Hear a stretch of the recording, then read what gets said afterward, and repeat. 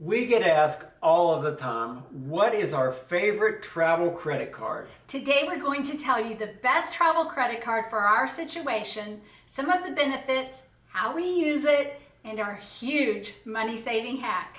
It's huge. It's really huge.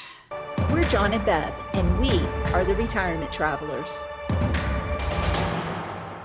If you're new to our channel, we're a senior travel couple traveling full-time in retirement, creating content for our YouTube channel and website. So be sure to hit subscribe. We really appreciate it. We do.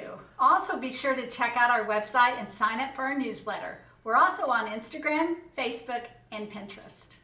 The card we've chosen to go with is the Chase Sapphire Reserve, and we feel that Chase gives us many rewards and benefits that make it worth carrying.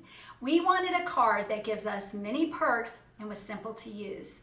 This card has lots of fine print, so you need to understand the benefits and also what it will not do for you. Hopefully this video will help you decide if this card is for you. Oh, also, we aren't being sponsored by Chase. This is just our review. That's right. Another caveat is we put all of our purchases on this card each month, and we pay it off each month. You know, if you've followed along with us, you know that we are big believers in living debt-free. If you're borrowing money on a credit card each month to get the perks and points, you are going about it all wrong. Only purchase this card if you can pay it off each month. Otherwise, there's no perks. The main feature we wanted was simplicity in use and also in understanding what perks we were paying for. We didn't want to be in a situation where we were forced to work multiple cards at one time. You know how it goes. You know, one card gets you points on gas and another one gets you points on groceries. It can get confusing and cumbersome. We wanted a card that we could earn lots of points doing what we're doing, which is full-time travel. But more than that, we wanted a card that allowed us to earn points on everything and then turn around and be able to use those points we earned on the things that we need. So, how do we earn points? Every purchase we make earns 1 point per dollar. You know, when we have travel-related purchases like hotels, restaurants, trains, and airlines, we get 3 times the points. Now, when we go through Chase's travel portal or travel agency and book through them, we get amplified benefits. You know, we can earn 10 times the points on hotels and car rentals and 5 times the points on flights. Now you do still have to do some comparisons because sometimes the travel portal doesn't give you the best deal overall, even when you calculate in the added points. But since we travel so much, we incur a lot of travel expenses that earn us 3 times the points without having to go through the Chase portal. That's right. The cost of this card is $550 a year plus $75 for an additional card. Now this may sound like a lot, but the perks more than pay for this expense. Remember, we are bargain travelers and we want to see our money work for us. So let's talk about the perks. If you're new to this card, you will get a sign-up bonus of 60,000 points. This is valued at $900 in travel credit after you spend $4,000 in purchases, according to their website. Now, this amount might fluctuate, but at the time of filming this video, that's the offer, 60,000 points. The first thing you'll receive each year is a $300 travel credit. Now, remember, we pay an annual fee of $550 for the card. So after this credit, we're actually paying $250 for the card, plus $75 for Bev's card. All right, $75 for yours. That's probably the case. Now this is where we see an immediate benefit that justifies that $250 expense. We are given a Priority Pass membership. Now this is valued at $429. We each have a credit card, so we both have a Priority Pass card. We can each bring 2 guests into the lounge. So if you see us walking around the airport, it's worth asking if you can join us. Now, you'll be able to recognize us from the t-shirts. Yeah, we're pretty easy to spot. That's right. So most major airlines have a lounge where, you know, they serve food and beverages for free for the first class passengers. Now, Priority Pass lounges usually aren't quite as nice, but most of the time you can get a full meal, snacks, drinks like beer and soda and wine. You know, it's all included. The chairs are always comfortable and they generally have nice desks and tables to sit at. You can unplug all of your, plug in all your electronics and simply recharge. Yeah, we oftentimes have long layovers because we are looking for travel bargains, and we've been known to hang out in the lounge for hours waiting on our next flight. We would hate it at airports if we had to sit at the gate for all of those hours. We're kind of lounge lizards. Speak for yourself. Another lounge perk is what's called minute suites. Now, there are some airports that have a place where you can pay to stay by the hour and take a nap. Our priority pass sometimes gets us into these. Recently we had a long weather delay in Baltimore. We were able to get an hour each in the minute suite. So we stacked our hours with our 2 priority pass cards. We shared the room, and it was basically a quiet retreat from the airport for 2 hours.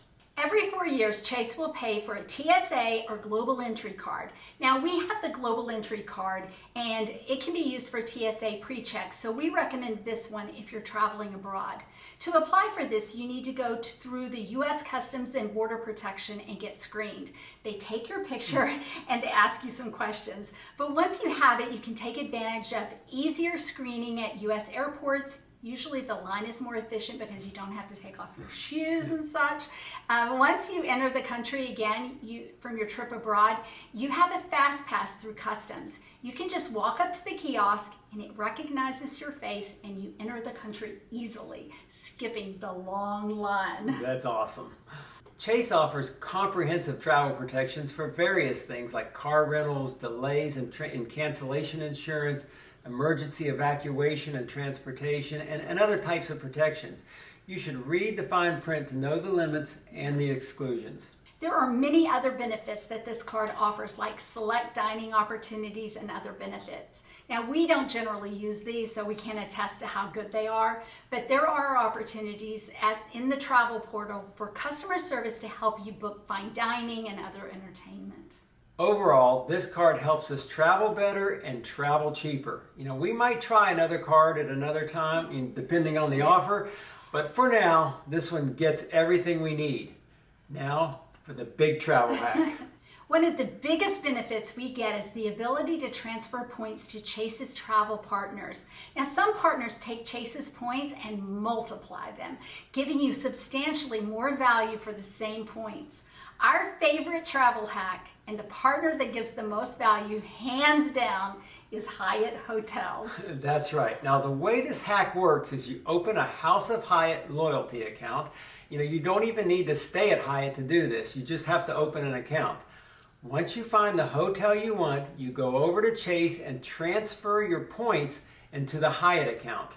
Now, what Hyatt does better than all the others is offer their rooms at a huge discount for members using their points. So, for example, we are traveling to Doha, Qatar on our next leg, and we needed a room near the airport. We found a Hyatt.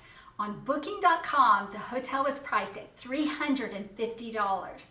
Through our House of Hyatt account, we were able to book this room for 6,000 points. This is the equivalent of $60 a night. Now, we have found the same bargains all over the world. We are using Hyatt points to stay in Dubai for $65 and Krakow for $50 a night.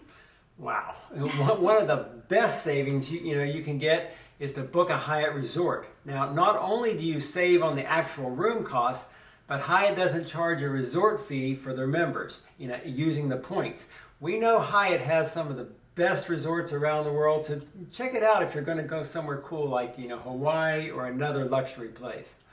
So are there downsides to this card? We have one, and it's kind of our fault.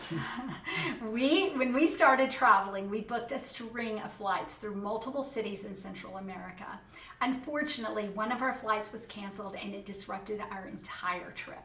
So trying to get this straightened out through Chase was a nightmare. So we no longer book multiple cities together. If we purchase a flight through the travel portal, we keep it to one flight or one connecting flight on the same day. It was really just a simple rookie mistake. So you can see for someone like us who travels often, we get a lot of benefit from the Chase Sapphire Reserve card. We see the $550 charge as a bargain for all that we get. It enhances our travel experience and it makes our life easier. If you have a question or another great travel hack, please leave a message in the comments. So let's all learn together, and we will see you next time. Be sure to hit subscribe and follow along on our retirement journey around the world.